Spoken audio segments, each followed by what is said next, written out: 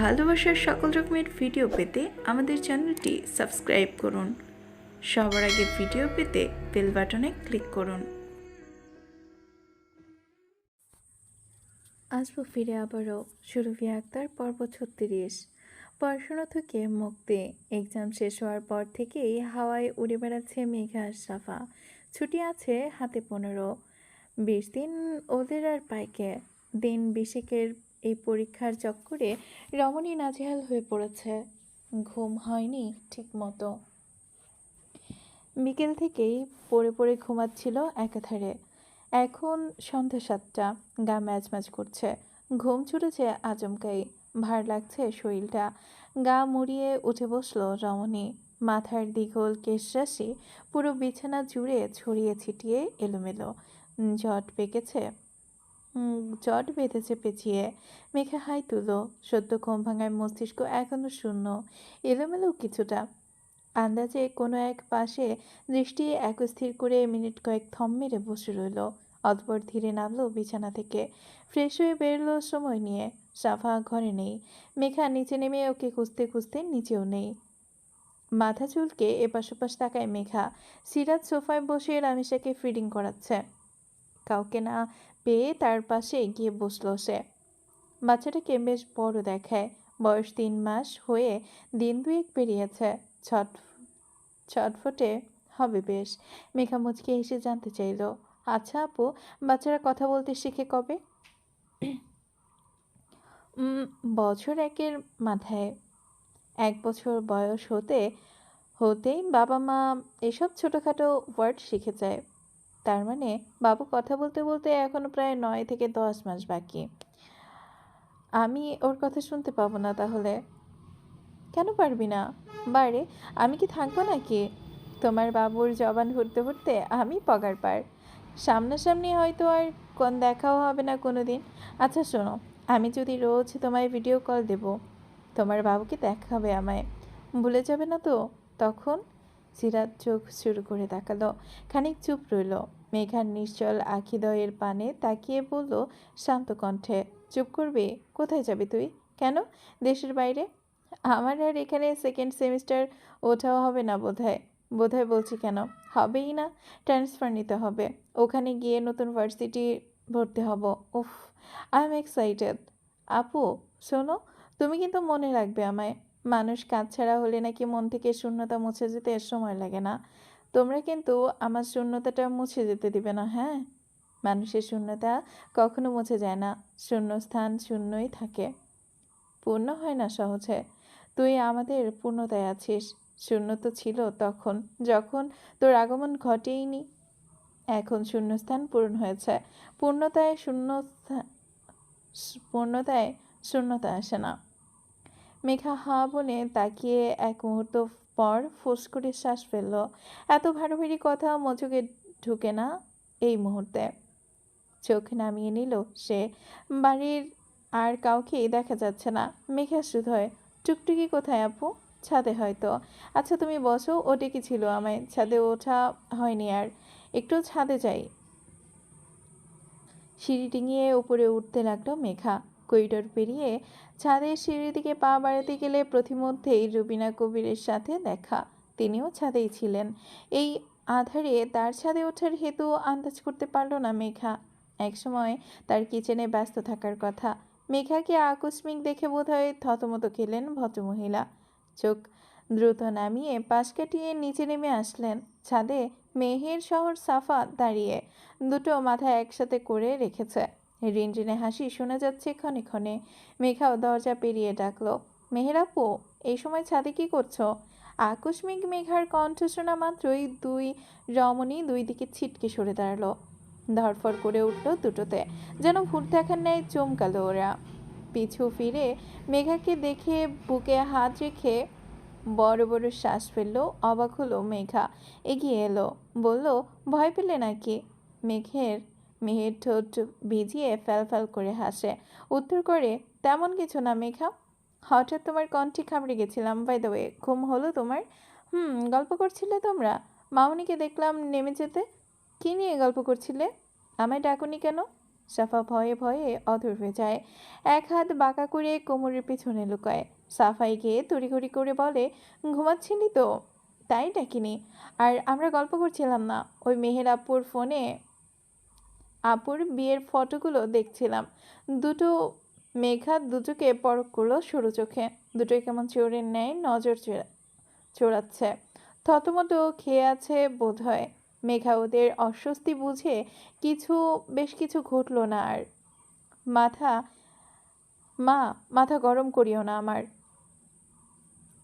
একটা মেয়ের জীবনে এভাবে নষ্ট হতে দিব না আমি। আমার ছোট ছেলে, তোমার ছোট ছেলে ভালো নয়। ওর অত উচ্ছৃঙ্খলের সাথে কিছুতেই শিশিরের বিয়ে হতে দেব না আমি। আবিদের এহেন কথায় থতমত খেয়ে মুখ খুললেন মার্জিয়া বেগম। উচ্ছৃঙ্খল কাকে বলছিস তুই? ছোট ভাইও তোর। শিশির ওই মেয়েটার হয়ে ভালোর চেয়ে সাফাই গাইতে এসেছিস? একবার মেনে নিয়েছি বলে বারবার মেনে নেব? তুই যদি ইকরাকে বিয়ে করে এ বাড়িতে ছাড়তে চাস তাহলে শিশিরকে আমার বাড়ির বউ বানিয়ে এনে দিতে হবে তোকে। কিছুতেই না। শিশিরের জীবন নষ্ট করতে পারবো না আমি। এতে ইকরা ক্ষমা করবে না আমায়। তোমার বকেটে ছেলে শিশিরের যোগ্য নয়। সে তো ওই ইকরাও তোর যোগ্য নয়। তবুও মেনে নিয়েছি আমরা। তোকেও হারাচ্ছি। আমাদের ফ্যামিলির বড় ছেলে তুই, আর তুই কি না একটা সাধারণ বস্তির মেয়েকে ভালোবেসে ঘর জামাই থাকবে? খবরদার মা, ইকরার বিষয়ে একটা খারাপ কথাও বরদাস্ত করব না আমি। ওই যে বললে ভালোবাসি, এর জন্যই। তোমাদের বড় ছেলে হওয়া দায়িত্ব যথাযথ পালন করব আমি, কিন্তু ইকরাকে সাথে নিয়েই। ওর জন্য সব করতে পারি আমি। মার্জিয়া বেগম কটমট করলেন শুধু। ইকরা নামটাও সহ্য হয় না তার। তিক্ত হয়ে গেছেন তিনি। ছেলের সামনে তিক্ততা ঢেকে বললেন, তাহলে ওর বোনকে আয়ানের বউ করে নিয়ে আয় এ বাড়িতে। তোর ভাইয়ের একটা গতি হোক এতে। এই সুযোগ বিয়ের পর ও নিশ্চয়ই বদলাবে। শিশির মেয়েটা বেশ শান্ত, আয়ানকে ঠিক মানিয়ে নিতে পারবে ও। যদি না বদলায়, একটা মেয়ের জীবনের দায়ভার নেবে তোমরা? মার্জিয়া বেগম চুপ রইলেন। আবিদ রাগারাগি করবে এখন। কি পেয়েছে ওই ইকরার মাঝে যার জন্য পাগল হয়ে গেছে এই ছেলে? বেরিয়ে গেছে আবিদ। সোফায় থম মেরে বসে আছেন মার্জিয়া বেগম। তারা বেশ স্বনামধন্য, কিন্তু ওরা ওরা তো মিডিল ক্লাস, তারও নিচে। কোনো ক্লাসও নেই ওদের।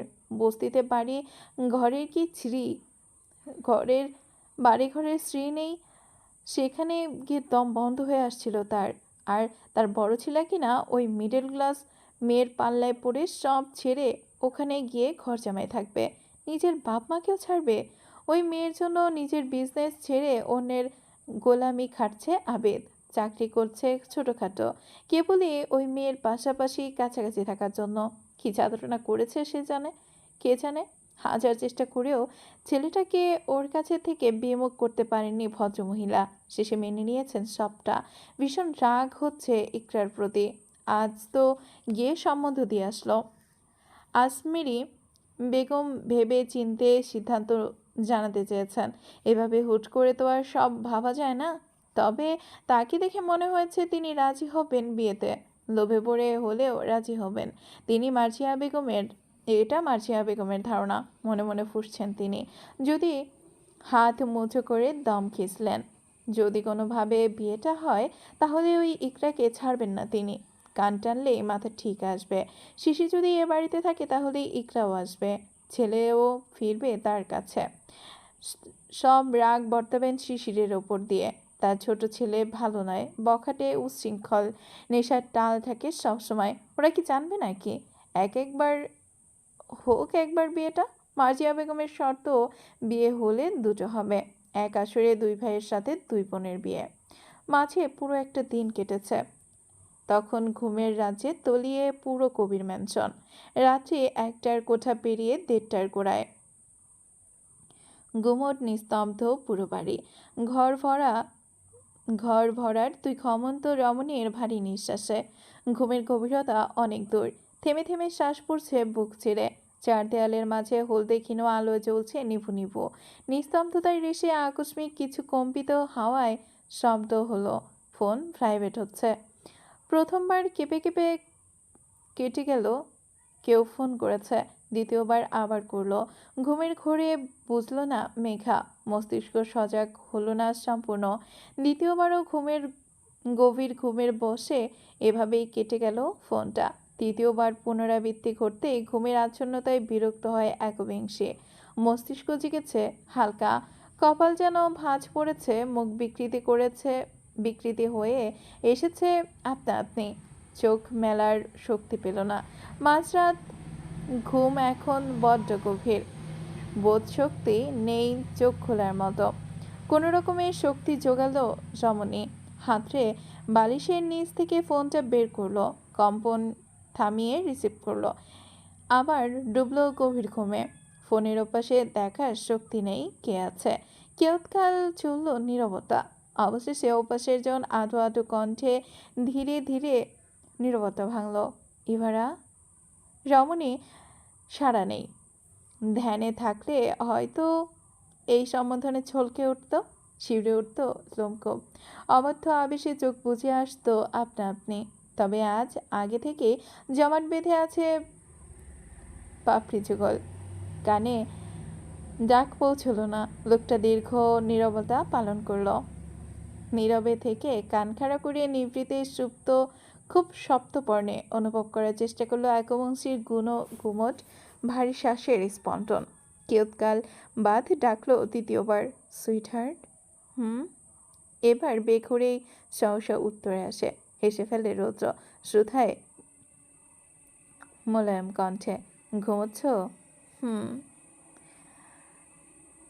দ্বিতীয় উত্তর অক্ষরে অক্ষরে। যেন এ পর্যায়ে রমণী বাধ্যতা দেখাচ্ছে। সজ্ঞানে এই বাধ্যতা কোথায় উবে যায়? রৌদ্র বলে, একটু ওঠো। কি হলো, উঠছো? আমি অপেক্ষা করছি। ইভারা। এবেলায় একটু চড়া হলো কণ্ঠ। অজ্ঞত ধরফড়িয়ে উঠে বসে একবিংশে। কান হতে ফোনটা ছিটকে পড়ে যায় খাট ছাপিয়ে মেঝেতে। এলোমেলো হয়ে যায় রমণী। আকস্মিক ঝটকায় চক্কর দিয়ে ওঠে দুর্বল মাথাটা। চোখ খিচে দুহাতে মাথা চেপে ধরে সে। নিজেকে শক্ত করে সময় নিয়ে চোখের পাপড়ি ভার যেন চিপকে আসছে আঝার ন্যায়।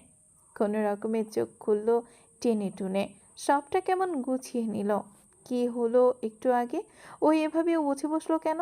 ভাবতে গিয়ে ধক করে উঠলো, ঘুর ভাঙলো। ওই বেপরোয়া লোকটা ডাকছে ওকে। ফোন কোথায়? ধরফড়িয়ে ফোন খুঁজলো রমণী। মেঝেতে স্ক্রিনের আলো দেখে নিচে নেমে ফোন হাতে তুললো। কল এসেছে ফোনে। 8 মিনিট 45 সেকেন্ড চলে।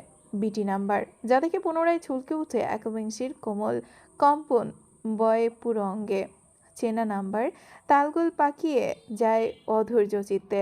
ঠোঁট শুকিয়ে আসে মেয়েটার। তড়িঘড়ি করে জিভে অধর ভিজিয়ে কানে ফোন ছেঁকায় কেঁপে কেঁপে। হ্যালো। বাইরের দরজা খুলে দে। চাবি নেই আমার কাছে। মানে আপনি কোথায়? দরজা খুলে দে। কোথায় আছি সচক্ষে দেখতে পারবি। এই বলে মেয়েটাকে হতভম্ব করে ফোনে কাটলো লোকটা। তাজ্জব বনে পাথরের ন্যায় জমে রইল রমণী। সেকেন্ড কয়েক বাদ দুর্বল পদ যুগল উদ্যত করল। ছটফট করে ঘরের দরজা খুলে ছুটতে লাগলো করিডরে। আলো জ্বালানো চিন্তা জাগলো না উৎকণ্ঠায় মস্তিষ্কে। গাঢ় অন্ধকার ছাপিয়ে এলোমেলো পায়ে সিঁড়ি বেয়ে নিচে নামলো রমণী। ড্রয়িং রুমের খুঁটখুটে অন্ধকার। সব আলো নিভিয়ে ঘুমিয়ে আছেন সবাই। এবারে প্রতিটা কোণা মেঘার নখদর্পণে। সেই অন্ধকারে আন্দাজে ছুটে গিয়ে দরজা খুলল সদরের বাইরে আর প্রধান গেটের কাছে আলো জ্বলছে। সদর খোলা মাত্রই চিকচিক করে উঠল রমণীর দু চোখ। হাঁপানি রোগীর ন্যায় বড় বড় শ্বাস ফেলতে লাগলো সে। ঠিক সামনে বরাবর দাঁড়িয়ে বেপরোয়া লোকটা। রমণী খট করে দরজা খোলা মাত্রই চট করে দৃষ্টি তুলেছে।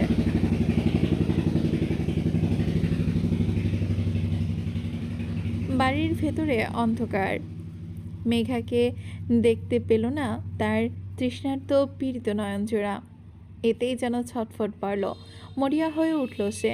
বেপরোয়া লোকটা দ্রুত হাতে ফোনের ফ্ল্যাশ চালালো। ঠোঁট ফোন উঁচিয়ে তাক করল রমণীর পানে।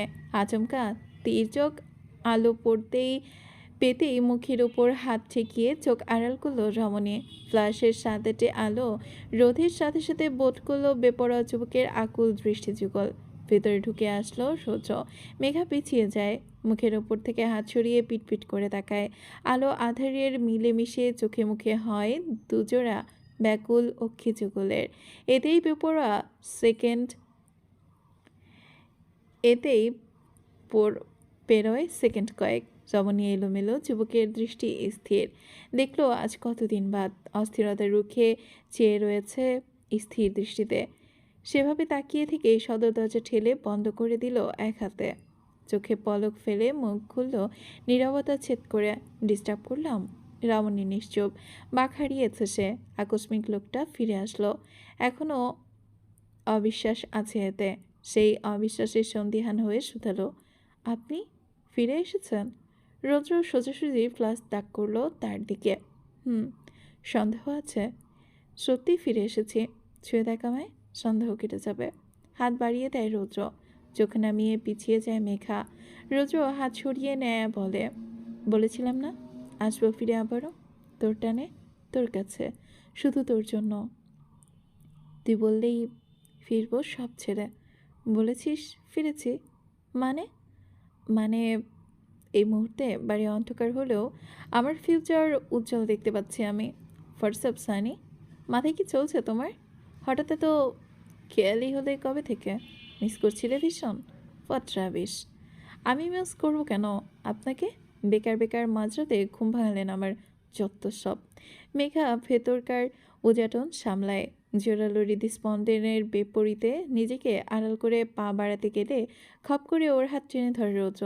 এই ইডিয়েট, আমাকে বেসামাল করে পালাতে চাইছিস? তোর জন্য এমার্জেন্সি ছুটে আসলাম, আর তুই উল্টো পথে ছুটছিস। আমার জন্য ছুটে এসেছেন মানে? আমি কি করলাম? মিস করলি আমায়, তাই তো ছুটে আসলাম। মনে পড়ছে না? মেঘা নিজের হাত ছাড়িয়ে নিল। অন্ধকারে ঠিকমতো বোঝা যাচ্ছে না চেহারা। এখানে থাকাটা ঠিক হবে না। খিটখিটে স্বরে বলল, আপনাকে মিস করতে বয়ে গেছে আমার। অন্ধকার সিঁড়ি ডিঙিয়ে উঠতে লাগলো মেঘা। রোজও ওকে সহসা আটকাতে না পেরে পিছু পিছু পা মেলল। ফ্লাইট থেকে নেমেছে 12:30টার দিকে, বাড়ি আসতে আসতে 1:30টা। এখন প্রায় 2টোর কাছাকাছি। নিস্তব্ধ পুরো বাড়ি। করিডোর পেরিয়ে ঘরে ঢোকার আগেই আবারও ওকে টেনে ধরল রৌদ্র। এবার টেনে নিয়ে ঠেসে ধরল দেয়ালের সাথে। সুইচ টিপে অন্ধকার খুঁজে একখানা লাইট জ্বালালো তড়িতে। আলো ঝলমলে চমকালো মেঘা। রৌদ্র সহসা বুকে ঝুঁকে আসলো ওর দিকে।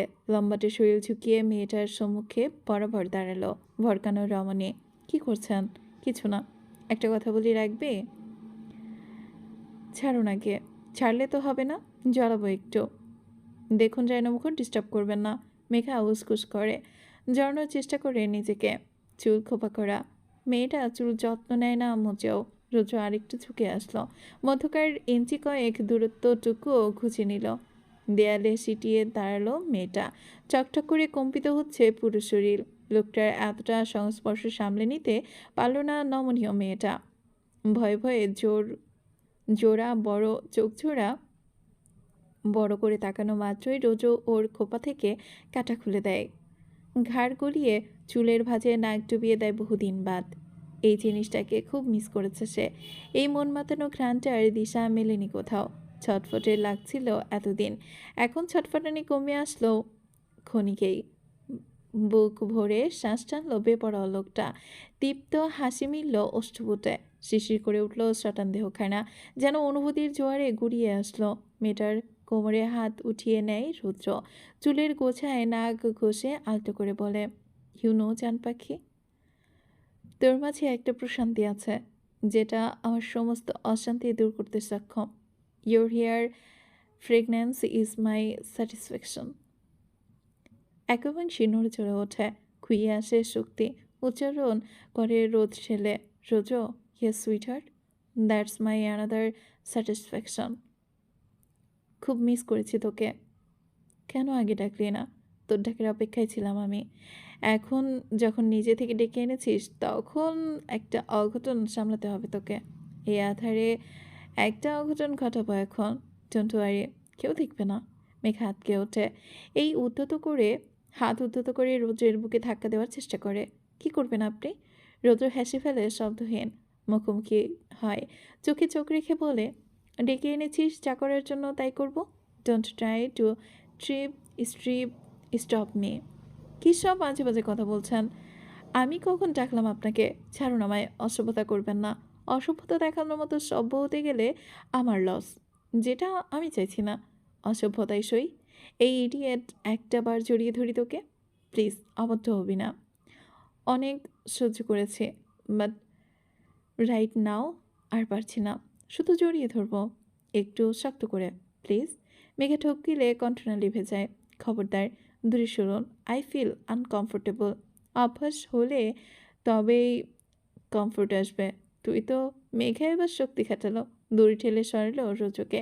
গজগজ করে বলল, চুপ রায়নমুখ, অসভ্য নির্লজ্জ লোক। আপনাকে আপনার ডাক শোনাই উচিত হয়নি আমার। মেঘাওকে সময় না দিয়ে এক ছুটে রুমে ঢুকতেই রোজো আহাম্বক বলল, ইডিয়েট, তোর ডাকে ছুটে আসলাম আর তুই আমার ডাকে আমাকেই অপেক্ষা করছিস? সকাল সকাল ব্রেকফাস্টের টেবিলে বসেছে কবির পরিবার। রোজো আজও অফিসমুখো হয়নি আর। হওয়ার মাঝে বারবার খাওয়ার মাঝে বারবার আর্যকে ছেলেকে পরখ করে নিচ্ছেন তোফায়েল কবির। বাকিরা চুপচাপ খাচ্ছে মাথা নুইয়ে। কিচেন থেকে মেঘার জন্য অমলেট নিয়ে আসতে গিয়ে পা জড়িয়ে হোঁচট খেলেন শাহিনা কবির। অমলেট সহ হাতে থাকা ছোট্ট কাঁচের বাটিটা ঝংকার তুলে মেঝেতে পড়ে গুঁড়ো গুঁড়ো হতে সময় লাগলো না। চকিতে সবার আটকানো দৃষ্টি পড়ল তার দিকে। মেহের ছুটে যায় খাওয়া ফেলে। মা, কি হলো? ঠিক আছো? বাটিটা হাত থেকে পড়লো কিভাবে? হাত পিছলে পড়ে গেছে, আশ্বস্ত করলেন শাহিনা কবি। আমি ঠিক আছে, পা বাড়াস না, কাজ আছে ওদিকে। তুই খেতে বস, আমি কাজ তুলে নিচ্ছি। তুমি যাও, আমি তুলে নিচ্ছি। শাহিনা কবির ওকে বাধা দিতে গেলেন, তার আগেই হুট করে দৃষ্টি পড়ল সিঁড়ির দিকে। অমনি আতকে চোখ বড় বড় হয়ে আসলো তার। মুখ ফাঁক হয়ে অবিলম্বে চোখ জোড়ার বৃহত্ত হয়ে আসলো। রোজের আসার খবর এখনো অজানা। অজ্ঞাত সকলেই সেই রোজের নিচে নেমে আসছে টলতে টলতে। সবার আগে শাহিনা কবিরের চোখে পড়ল সে। অমনি অবাক হয়ে উচ্চারণ করলেন শাহিনা কবির, রৌদ্র। চলবে। আসবো ফিরে আবারও। পর্ব ৩৭, রুফি আক্তার। শাহিনা কবিরের আকস্মিক ডাকি সবাই প্রথমে চকিতে তার দিকে তাকালেন, অতঃপর তার দৃষ্টি অনুসরণ করে তাকালেন সিঁড়ির দিকে। একসাথে কয়েক জোড়া দৃষ্টি। ততক্ষণে রৌদ্র নিচে নেমে এসেছে, বসে পড়েছে নিজের জন্য বরাদ্দকৃত চেয়ারে। সবাই তপ্তা খেলো হঠাৎ বেপরোয়া ছেলেটাকে দেখে। একই অবিশ্বাস্য অবস্থা দেখে দিল সকলের চোখে। রৌদ্রের যেন কোনো উদ্বেগ নেই, ওর কাছে সব স্বাভাবিক। প্লেট উল্টালো, পরোটা তুলে নিল। পাশে সাফা, তার পাশে মেঘা। একবিংশির প্লেটে অমলেট নেই আজ। রৌদ্র কারোর মুখ পানে দৃষ্টি তুলেনি এখনো। আর চোখে রমণীর প্লেটের দিকে তাকালো। অমলেট না পেয়ে সবজি তুলে নিল ওর পাত থেকে। পরোটা ছিঁড়ে সবজি মাখিয়ে মুখে তুলে হুঙ্কার ছাড়ল, মম, এবার একে অমলেট দিয়ে যাও। আকস্মিক নীরবতা ছেদ হলো। স্তব্ধতা কাটল সবার। সন্ধিহান ঘোর কাটতেই যেন ঘন পলক ফেললেন সকলে। সাফা আর মেহের একটু বেশি অবাক হয়েছে। ভ্যাট ভ্যাট করে মুখ ফাঁক করে তাকিয়ে আছে ওরা দুটোয়। রোজও ফিরেছে এত তাড়াতাড়ি? একে অপরের দিকে তাকালো ওরা, ভ্রু নাচালো।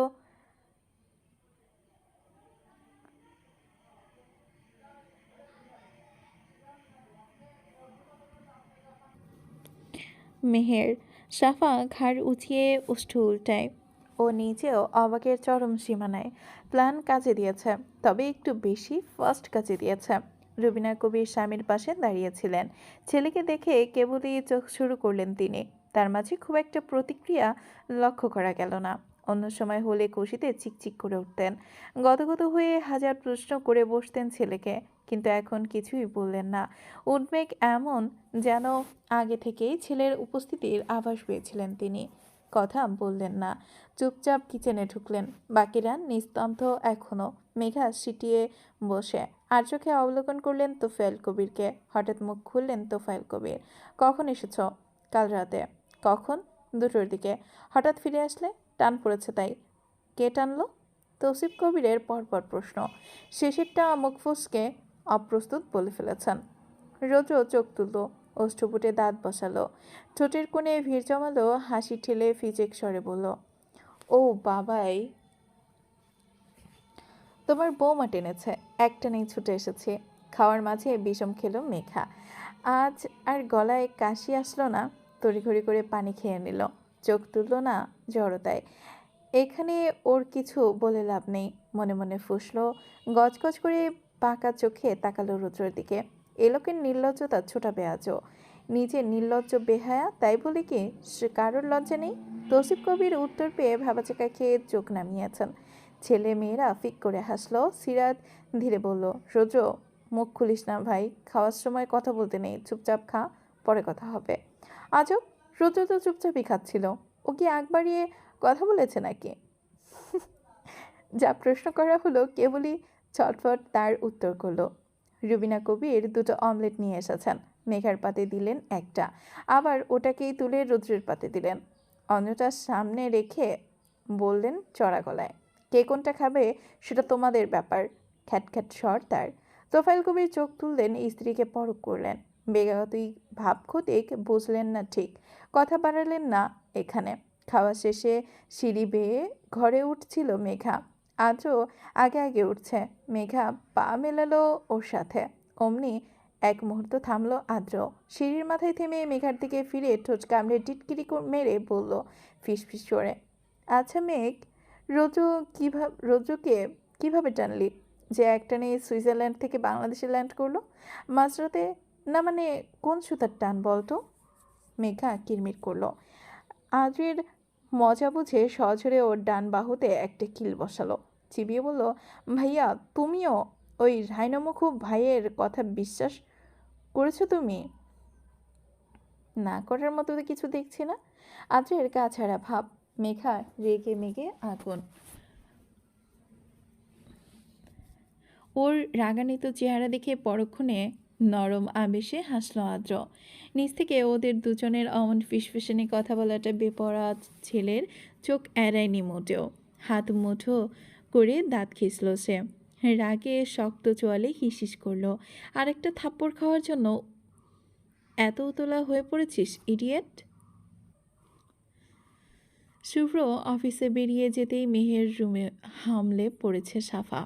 চোখ মুখে একরাশ বিস্ময় ভরা উৎকণ্ঠা। পরশু সন্ধ্যায় মেঘার অগোচরে একটা ফোন দিয়ে এটেছিল ওরা।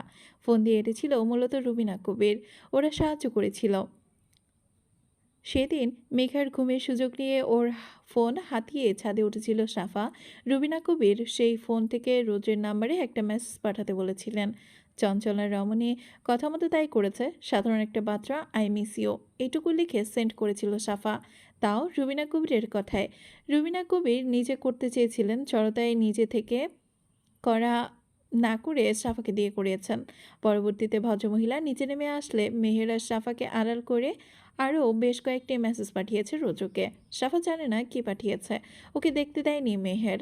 এর আগেই সব মেসেজ ডিলিট করে দিয়েছিল যাতে পরবর্তীতে মেঘার চোখে না পড়ে। সেই মেসেজগুলো পেয়েই কি ছুটে এসেছে রোজও? কি এমন মেসেজ করেছিল যে পরের রাত্রি গড়াতে না গড়াতেই ছুটে আসলো বেপরোয়া ছেলেটা? সাফা বারবার জিদ্দি হয়ে খেয়ে জানতে চাইছে। মেহের আপু, বলো না তুমি সেদিন কি মেসেজ পাঠিয়েছিলে ভাইয়াকে? মেহের মুখ ভার করলো। অন্যদিকে মুখ ফিরিয়ে হাসি আটকে বলল, তুই বুঝবি না, তোর কাছ নেই ওসব চেনে। এ বলবে না তুমি? আচ্ছা যাও, শুনবো না। কিন্তু আমি মামনিকে বলে দেব তার কথার বাইরে গিয়ে তুমি আরও অনেক উল্টোপাল্টা মেসেজ পাঠিয়েছো ভাইয়াকে। মামনি শুধু আই মিস ইউ পাঠাতে বলেছিল। যা গিয়ে বল, কি বলবি? বরং বললে মামনি খুশি হবে। আমি যা পাঠিয়েছিলাম তা দেখেই এক রাতের মধ্যেই এসেছে রুদ্র ভাইয়া। নতুবা কেবল একটা মাত্র মেসেজ দেখলে এত তাড়াতাড়ি আসতো না, বুঝলি? অবশ্য তোর মোটা মাথায় এসব ঢুকবে না। সাফাত ওষ্ঠ উল্টায়। ওর মোটা মাথায় এসব আসলেই ঢুকছে না।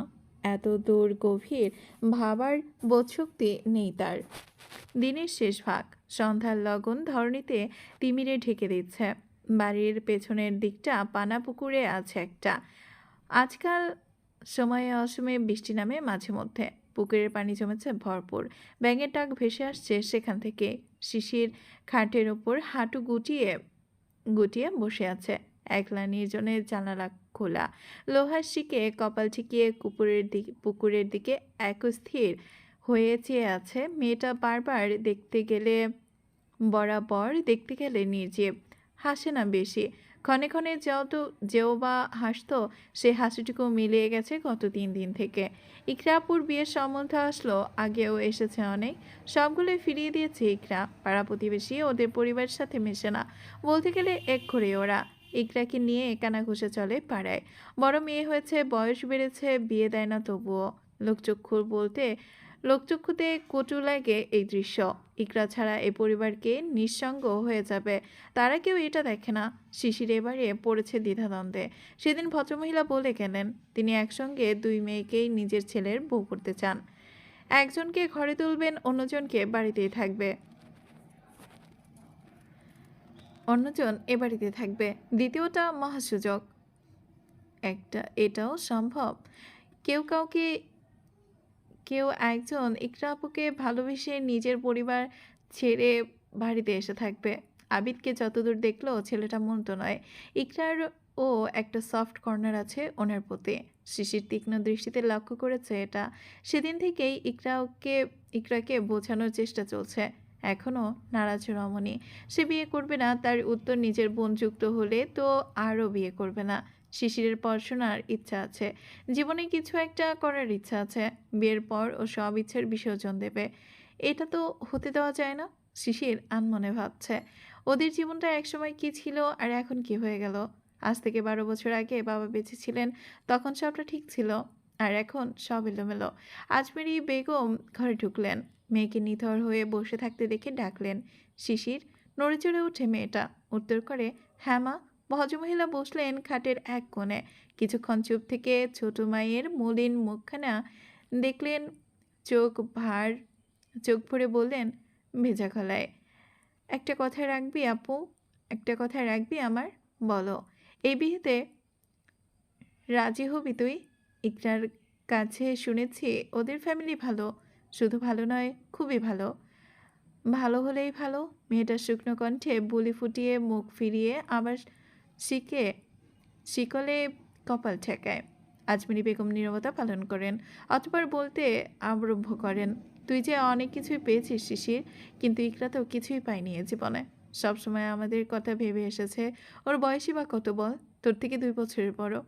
এতেই দেখ কত দায়িত্বের ভার ওর কাঁধে। যে ভার নিজের জীবনে নিয়েও দুদণ্ড ভাবে না ও। কতগুলো বিয়ের সম্বন্ধ এসেছে, সব ফিরিয়ে দিয়েছে। কেননা বিয়ে হলে ওকে চলে যেতে হবে আমাদের ছেড়ে। আমাদের দেখার জন্য কেউ থাকবে না। সেবাতের কথা ভাবে ও। তুই সারা জীবন কি এভাবে চলবে বল? এবার একটা সুযোগ এসেছে ওর জীবনটা গোছানোর। আবির ছেলেটা খারাপ নয়। যে ছেলে ওর জন্য সব ছাড়তে পারে, সে ছেলে কি ওকে ছাড়বে নাকি কখনো? ওদের কোনো দাবি দেওয়া নেই, কেবল একটাই শর্ত, তোকে চায় ওরা। ভদ্রমহিলা থামলেন। শিশির আনমনে শুনছে, তবে মনোযোগ আছে মায়ের কথায়। তোকেও তো একদিন না একদিন বিয়ে দিতেই হবে। একেবারে যদি ঝামেলা চুকে যায় তাহলে খারাপ কিসে বল? আমি ঝামেলা হয়ে গেলাম মা? এভাবে বলিনি আমি। অত ভালো একটা পরিবার থেকে সম্বন্ধ এসেছে, আমি ইকরার কথা ভেবে তোকে বলছি, রাজি হয়ে যা মা বিয়েতে। ইকরা তোর কথা ভেবে ইতিমত করছে। তুই রাজি হয়ে গেলে ও বাধা দিতে পারবে না আর। আমি পড়তে চাই। পড়বি? আমি বলবো ওনাদের, বিয়ের পর পড়বি তুই। যারা নিজেদের এক ছেলেকে ঘর জামাই রাখতে দ্বিমত করে না, তারা আর পড়াশোনা নিয়ে দ্বিমত করবে না নিশ্চয়ই। ইকরার কথা একটু ভাব। ও আজ ফিরলে আমি ওকে যে করেই হোক মানাবো ওকে। আগে তুই তোর সিদ্ধান্ত বল। শিশিরের বুক চিরে দীর্ঘশ্বাস বেরিয়ে আসে, চোখ বুজে নেয় ও। উত্তর করতে গলায় বাঁধে, যেন শ্বাস রুখে আসে ধরা পাকিয়ে। তবুও রুদ্ধ গলায় কথা ফোটায় রমণী, তোমরা যা বলবে আমি তাতেই রাজি মা, আমার দ্বিমত নেই। ভদ্রমহিলা সহসা হাসলেন উজ্জ্বল হয়ে। বুক কাঁপল, বুক হালকা হলো তার। উঠে দাঁড়িয়ে উচ্ছ্বাস নিয়ে বললেন, তাহলে আজ তোর আপু আসুক, আমি বলবো ওকে তোরা দুই বোন দুই যা হবি, অবশেষে আমার মেয়েদের বিয়ে হবে। সিফাত শুনলে খুব খুশি হবে দেখবি। গদগদ হয়ে ঘর ছাড়লেন ভদ্রমহিলা। শিশির কেবলই মায়ের খুশিটুকু দেখলো চোখ ভরে, নিঃশব্দে দীর্ঘ দীর্ঘ শ্বাস ফেলল অগণিত। রোজও সেই সকালে বাড়ি থেকে বেরিয়েছিল, আর দেখা মেলেনি তার। ডিনার শেষে সকালে সবার ধারণা বেপরোয়া ছেলে রাত বিরেতে ফিরবে, যেমনটা করে সে। কিন্তু আজ সবার ধারণা জল ঢেলে দিয়ে রাত্রি 9টায় বাড়ি ফিরেছে রোজও। কর্তারা ড্রয়িং রুমে বসেছিলেন। রোজও পাত্তা দিল না, হাঁপ ছেড়ে ডাকলো, মম খেতে দাও কিছু। রুমে নিয়ে এসো, খিদে পেয়েছে ভীষণ। ড্রয়িং রুম থেকে রুবিনা কবির সাড়া দিলেন না। রোজও সিঁড়ি বেয়ে উঠতে গিয়ে থামলো, আবার ডেকে বলল, কি হলো মম, শুনছো? খাবার নিয়ে এসো। রুবিনা কবির বেজায় চটেছেন। ছেলের বেপরোয়াগিরি তারও সহ্য হচ্ছে না আর। তিনি কত ভাবেন ওই ছেলের জন্য, অথচ ছেলে তাকে তোয়াক্কাই করে না। উল্টো দিকে একটা উটকো মেয়ের সামান্য একটা মেসেজ পেয়ে ছুটে এসেছে। এটা বড্ড আঘাত এনেছে তার হৃদয়ে। রোজু তো ওই মেয়েকে বউ বলে মানে না। নেশার করে বিয়ে করে নেশা কেটে গেছে, বউ মানবে না বলে বিদেশে কাটালো দীর্ঘ 5 বছর। এখন আবার হঠাৎ করে ফিরে এসে কিসের এত টান জমলো বউয়ের প্রতি? রাগ মায়ের আগে কিনা বউ? রাগে গিজগিজ করলেন, রাগে গজগজ করলেন রুবিনা কবির। রোজু উঠে যেতেই দৃঢ়পায়ে কিচেনে ঢুকলেন তিনি। করলা কেটে টুকরো করে রেখেছিলেন আগে থেকে। 10-এর অধিক কাঁচামরিচ সহ টুকরো করলো। টুকরো করলাগুলো ব্লেন্ডারে দিলেন আর রাগের মাথায় শাহিনা কবির বোতলে পানি ভরার জন্য কিচেনে ঢুকেছিলেন। রুবিনা কবিরের এমন কাণ্ড দেখে হক চুকিয়ে বললেন, এ কি রুবিনা, এসব কি করছিস? এতগুলো মরিচ দিয়ে করলা ব্লেন্ড করে কি করবি এই রাতে? মিষ্টতা কমাবো একটু, এবারের বেপরোয়া ছেলে আজকাল বদলে যাচ্ছে। দেখি কতটা বদলেছে। করলা তো তার অপ্রিয়, এখন দেখি প্রিয় মানুষের হাতে ঝাল ঝাল তেতো করলার জুস খায় কিনা একটু দেখি। শাহিনা কবির বুঝলেন না কিছু, নির্বোধের ন্যায় বললেন, কিসের কী সব বলছিস? এত রাতে করলার জুস কে খাবে? রোজও পাগল হয়ে গেছিস? করলা খায় না ও। আর এত ঝাল দিয়েছিস, তুই জানিস না ও ঝাল খেতে পারে না? আরে আরও কত কি জানতাম। সব জানা এখন ভুল বেরোচ্ছে, দেখছি অনেক সহ্য করেছি ওর বেপরোয়াগিরি। নরম হতে হতে নিজের দাম কমিয়ে ফেলেছি। তোয়াক্কাই করে না ও আমাকে, আমি ওর তোয়াক্কা করব কেন? দেখি কার তোয়াক্কা করে ও। যার তোয়াক্কা করে তাকে দিয়েই ওকে শায়েস্তা করব আমি।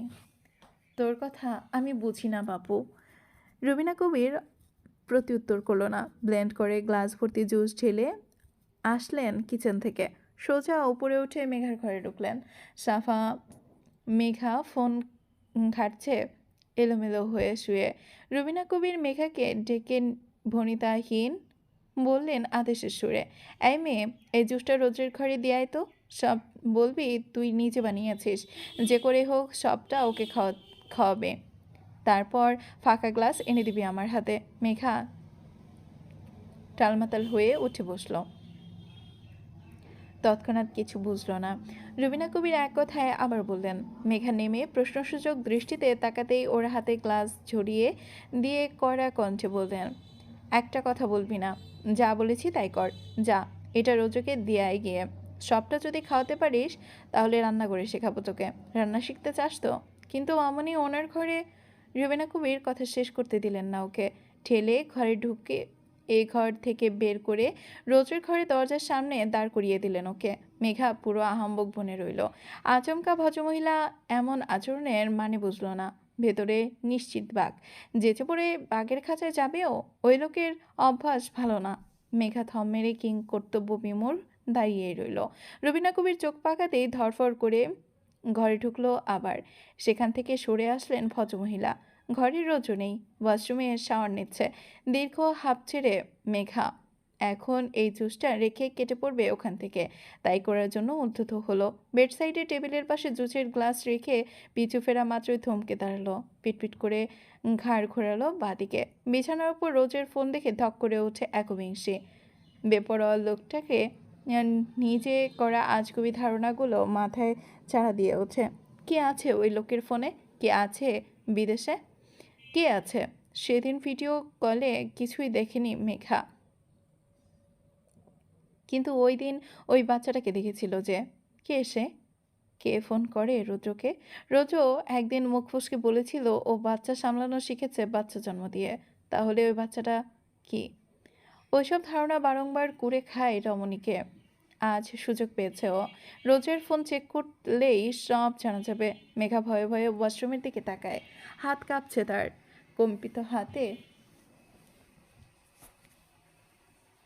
কম্পিত হাত বাড়িয়ে বিছানার উপর থেকে ফোনটা তুলে নেয় হাতে। আজ ও দেখেই ছাড়বে এই লোকের ফোন। পাসওয়ার্ড তো জানা। থম মেরে চিরচেনা সেই পাসওয়ার্ডটা থেমে থেমে চিরচেনা সেই পাসওয়ার্ডটা টাইপ করলো রমণী। লক খুলে ফোনে ওপেন হলো সহসা। বোধহয় 1 সেকেন্ডও দেরি হলো না। ফোনের স্ক্রিনের ওয়ালপেপারের দিকে নজর পড়া মাত্রই চমকে উঠল একবিংশীর মস্তিষ্ক। পুরো পৃথিবী যেন থমকে উঠল তার নিকট। হাঁটু গড়িয়ে আসলো। সমস্ত শরীর শক্তি খুইয়ে থপ করে বিছানার ওপর বসে পড়ল সে। থমকে রইল পুরো স্তব্ধ হয়ে। আঁখি কোঠরে ভরে উঠলো অবাধ্য নোনা চলে। অবিশ্বাস্য লাগলো সবটা। চোখ নিভিয়ে আবারও তাকালো। না, মিথ্যে নয়। ওয়ালপেপারে ভাসছে চিরচেনা মুখখানার ছবি। একখানা মুখ, তার নিজের মুখ। ঘুমন্ত একবিংশীর নির্ভেজাল মুখশ্রী। একখানা পুরুষালী হাত দেখা যাচ্ছে কপালের পাশে। বোধহয় আলগোছে রমণীর কপালের ধারে আছড়ে পড়া কুণ্ডল গাছে সরিয়ে দেওয়ার জন্য উদ্যত করছে হাতখানা। মেঘার হৃদস্পন্দন থেমে যায় এক মুহূর্ত। এই ছবিটা এই লোকের ফোনের ওয়ালপেপারে কেন? এটা তো মেঘার ঘুমন্ত অবস্থার ছবি। কবে তোলা হয়েছে এটা? আর এই ফোনের ওয়ালপেপারে ভাসছে কেন? মেঘা শুষ্ক ঢুক খিলে সর্বাঙ্গ কাম্পন বাড়ে। শিশির করে হাত পায়ের তালু। এসি চলছে, তবুও উষ্ণ তরলের ঢেউ গড়াচ্ছে শিরদাঁড়া বেয়ে। টিভি ঠোঁট ভিজিয়ে দুদিকে মাথা না ঝাঁকায় রমণী।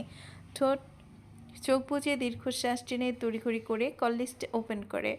ওপরে যতগুলো নাম্বার ভেসে ওঠা সব আননোন নাম্বার, ভিন্ন কোডে বিদেশি নাম্বার। সেভ না করলেও স্ক্রল করে নিচ নামে মেঘা। কেবল একটা সেভ নাম্বার, মাই প্রপার্টি দিয়ে সেভ করা একটা নাম্বার। মেঘাকে খুঁটিয়ে দেখতে হলো না। সেই নাম্বারটা পাশে 11 ডিজিটের নাম্বারটা চকচক করছে। আবারও যেন ধাক্কা খেল রমণী। স্তব্ধ হলো দ্বিতীয়বার। রোজকে এমপি ডাকে মাঝে মাঝে। মেঘা কখনো ভেবে দেখেনি এটার অর্থ কি হতে পারে। ভেবে দেখার আগেই আজ উত্তর পেয়ে গেল। এমপি মানে মাই প্রপার্টি, অর্থাৎ মেঘা ওই বেপরা লোকের প্রপার্টি। ভেবেই নাক মুখ বাঁকায় রমণী। অভিমানে মনকে সংযত করে। ও কারোর প্রপার্টি নয়। দ্বিতীয় কোনো সেভ নাম্বার পাওয়া গেল না ফোনে। আর না কোনো বাচ্চার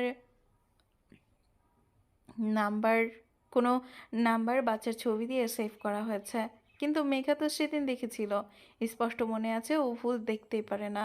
কলেজ থেকে বেরিয়ে গ্যালারি ওপেন করলো মেঘা। কোনো ছবিতে ট্যাগ করা আগেই বেপরোয়া লোকটার গুরুভার কণ্ঠ কানে বিঁধল ঝংকার তুলে। Hey MP, what are you doing? ছলকায় একবিংশী ধরফর করে বিছানা ছেড়ে উঠে দাঁড়ায়। রোজের ফোনটা পেছনে লুকিয়ে আলগোছে বালিশের নিচে আড়াল করে। পাপড়ি ভিজিয়ে কার্নিশের নোনা জলে। মেঘা ঝট করে তাকালো। রোজের খোলামেলা ভেজা ভেজা উদ্যম শরীর দেখে ভেবাচাকা খেয়ে আবারও ঝট করেই দৃষ্টি নামিয়ে নিল। পদযুগলের বৃদ্ধাঙ্গুলের নখ খুঁটল মেঝেতে। চোখ খিচে দুহাতে ওড়নার কোনা খামচে ধরল। একবিংশীর ধরফর অনুভূতি জোরালো হলো অধিক মাত্রায়। রমণী দৃষ্টি ছুড়িয়ে কাঁপা চায়। তীর তীর করে কাঁপে উচ্চারণ করা ধরা গলায়। কিছু না, জুস এনেছিলাম আপনার জন্য, খেয়ে নিন। রোজ বেশ অবাকই হলো, ঘাড় উঁচিয়ে ভেজা চুল টাওয়াল দিয়ে মুছতে মুছতে বলল, ও আনবিলিভেবল, তুই আমার জন্য জুস এনে দিতে এসেছো? তুমি আমার জন্য জুস দিতে এসেছো? ইন্টারেস্টিং। ব্যাপার কি বলো তো? অদ্ভুত লাগছে তোমায়। জুস দিতে এসেছো নাকি বাহানা খুঁজে নিজেকে দিতে এসেছো? মেঘা মুখ বিকৃত করলো তাৎক্ষণিক, না তাকিয়ে রেগে বলল, বাজে কথা বলবেন না, খেয়ে দিয়ে গ্লাস খালি করুন। রোজও ওকে পাশ কাটিয়ে বসলো খাটের পাশে। বিছানার মাঝামাঝি ফোন নেই, সেটা সেটা নজর কাড়ল। বালিশের নিচে ফোন গেল কি করে? উত্তর খুঁজে নেওয়া মাত্রই ঠোঁটে কামড়ে হাসে রোজ। ওকে দেখে সন্দেহ করেছে। মেঘা ওকে সন্দেহ করছে, বুঝতে বাকি নেই। হাঁপ ছাড়লো বুক চিরে, গ্লাসটা হাতে তুলে নাক সিটকে পরক করলো। জানতে চাইলো, এটা কিসের জুস? জানি না, খেয়ে নিন। খিদে পেয়েছে, জুস পেটে ভরবে না। মামনি খাবার নিয়ে আসবে একটু পর, এটা খেয়ে আমাকে উদ্ধার করুন আগে। রোজও দুদিকে মাথা নাড়ায়। মেঘা এখনও চোখ নামিয়ে রেখেছে। তাকালেই চরম বিপদ।